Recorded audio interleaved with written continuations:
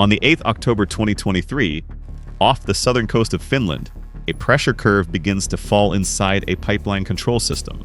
The line runs under the Gulf of Finland between Newnew and Paldiski. Nothing on the surface looks broken. That is the problem. This is how the Balticconnector pipeline was cut beneath the sea. Balticconnector is not a long pipeline by global standards. It is about 152 kilometers from end to end. Only 77 kilometers are underwater. It crosses a narrow strip of the Baltic Sea, linking Finland to Estonia through the Gulf of Finland. On a map, it looks simple, one line from one coast to another. But that line mattered.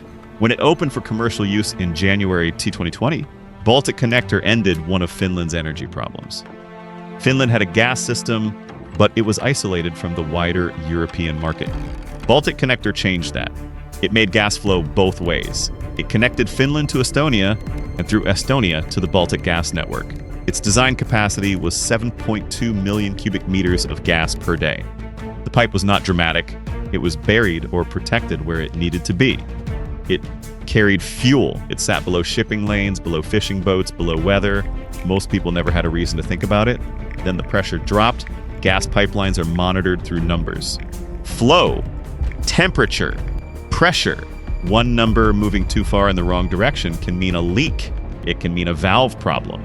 It can mean a sensor error. Or it can mean the pipe itself has been opened to the sea. Gasgrid Finland and Estonia's Ellering isolated the offshore section by closing valves. That stopped the leak. It also stopped the pipeline. For the moment, the system did what it was designed to do. It failed safely. But it still failed. At first, the visible event was just absence. No flame, no explosion on the horizon, no smoke column, no single image that explained everything. Only a missing amount of pressure inside a steel pipe under dark water. 2 days later, Finnish authorities located the leak in Finland's exclusive economic zone. Early technical assessments said the damage did not come from normal gas transmission. That sentence matters. A pipe can corrode, a weld can fail, a system can rupture from inside. Investigators were saying this looked different. It looked external. That word changed the incident. It moved the story from an infrastructure failure into a security problem. The Baltic Sea had already become a nervous place. Nord Stream had been blown open in September 2022. Finland had joined NATO in April 2023. Russia's full-scale invasion of Ukraine had turned ordinary infrastructure into strategic infrastructure.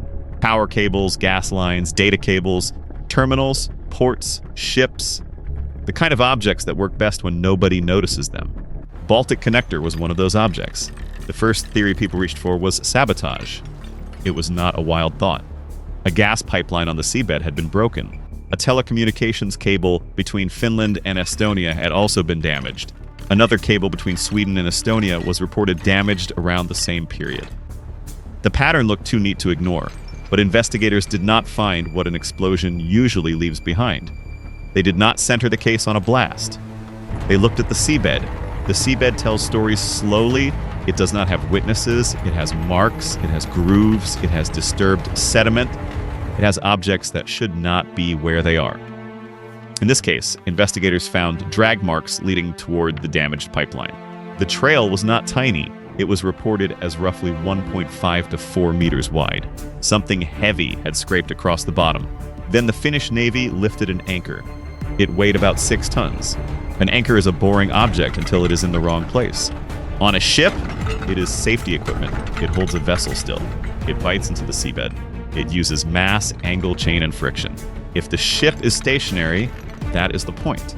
But if the ship keeps moving, the same object becomes something else. It becomes a dragging hook. A large ship does not need to aim perfectly. It only needs to move with a heavy anchor down. The anchor catches, releases, catches again. It digs a scar through mud and clay. It meets cables. It meets protective rock. It meets steel. Every meter gives it more chances to find something that was never supposed to be touched. Finnish investigators focused on a vessel called Newnew Polar Bear. It was a Hong Kong-flagged container ship, Chinese-owned according to later reporting, and it had moved through the area around the time the pipeline was damaged. The ship was roughly 169 meters long. It had called at the Russian port of St. Petersburg during its Baltic voyage. Later images appeared to show that it was missing one of its anchors. This is the small detail that becomes load-bearing. The pipeline was not cut by a diver with a torch. It was not neatly opened with a tool. According to Finnish investigators, the damage was caused by the anchor of Newnew Polar Bear. The anchor had been recovered near the site. Technical examination reinforced the suspicion that it belonged to the vessel. Investigators said paint of the same type as the damaged gas pipeline was found on the anchor. That is the mechanism. A ship moves. An anchor is out. The anchor drags. The seabed records it. The pipeline is struck, pulled, or bent hard enough to break. The pipe shifts from its original position. Gas escapes. Sensors see the pressure fall. Valve is close. A 77-kilometer underwater energy link goes silent. The simplicity is what makes it disturbing. A pipeline can be guarded at its ends. You can fence a compressor station. You can put cameras around a terminal. You can patrol a port. But the middle of the system sits underwater, beyond sight, spread across kilometers of seabed. It is protected by engineering, law, charts, and habit. It assumes that the ships above it know where they are, know what their equipment is doing, and are not dragging 6 tons of metal across critical infrastructure. That assumption broke. The investigation had to answer 2 questions. The first was physical. What cut the pipe? That answer became clearer. Finnish authorities later stated that, on the basis of the criminal investigation, the damage was caused by the anchor of Newnew Polar Bear. The second question was harder. Why was the anchor there? There are several possibilities, and they do not mean the same thing. It could be an accident, a malfunction, a mistake during poor conditions, a crew failing to notice something that should have been obvious.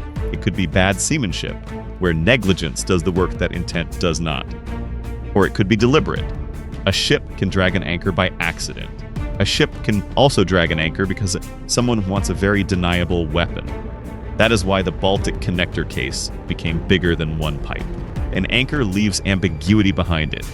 Explosives make a political statement. A dragged anchor can look like incompetence. It can look like weather. It can look like a crew error. It can damage a pipeline, a data cable, or a power cable, then leave the area like any other ship. The sea gives it cover. For Finland and Estonia, the immediate problem was energy security. Balticconnector was out. But Finland's gas system remained stable, helped by LNG supply through Newnew. Estonia had access through regional connections and storage. There was no public collapse of supply. That mattered. The system bent, but it did not snap. The repair was still slow. You cannot repair an underwater gas pipeline like a road. The line has to be inspected. The damaged section has to be exposed and handled. Weather matters. Sea state matters. Specialized vessels matter. The repaired pipe has to be tested, cleaned, dried, checked, and filled again. Ellering later said the offshore repairs were completed and the pipe's strength and integrity were tested with water pressure. Gasgrid said the pipeline would return to commercial use on the 22nd of April 2024.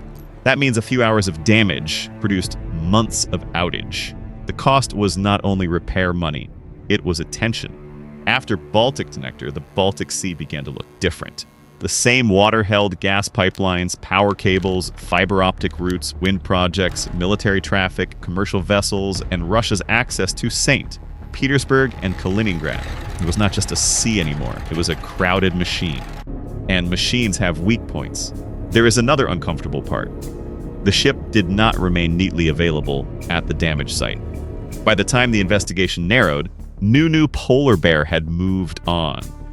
Finnish investigators said they had tried to contact the captain without success and were working through Chinese authorities. The case crossed jurisdictions: Finland, Estonia, Hong Kong, China, international maritime law, mutual legal assistance. Every border slowed the clean story people wanted. Then the legal story continued. By 2026, the captain of Newnew Polar Bear, Wan Wenguo, appeared in Hong Kong court. He pleaded not guilty to criminal damage and separate marine safety charges. A charge sheet alleged he damaged a natural gas pipeline and submarine telecom cables without lawful excuse and was reckless as to whether the property would be damaged. Those are allegations. A plea is not a verdict. The court process is not the seabed. It does not give up answers quickly. but the pipe already gave up one. The cut did not require a submarine. It did not require a covert team slipping through the dark. It required a large commercial vessel, a heavy anchor, and a route across one of Europe's most sensitive underwater corridors. That is why Balticconnector feels different from older sabotage stories. It does not need a spectacular method. It shows how ordinary maritime equipment can become a strategic tool. The same object used to keep a ship safe can disable a cross-border energy link. The same shipping lane used for trade can become a path of damage. The same plausible accident can force governments to treat the seabed like a border. The pipeline returned. Gas flowed again. The pressure curve stabilized. But the lesson stayed under the water, because Balticconnector was not only a pipeline that broke, it was a demonstration. It showed how much of modern life depends on long, thin objects nobody can see. Gas lines, power cables, fiber links, objects that cross national borders in silence, then fail loudly when one anchor finds them. So the unresolved question is not only whether Newnew Polar Bear meant to do it, it is what happens when the next ship passes over another line. The screen can look normal for years. The seabed can look empty from above.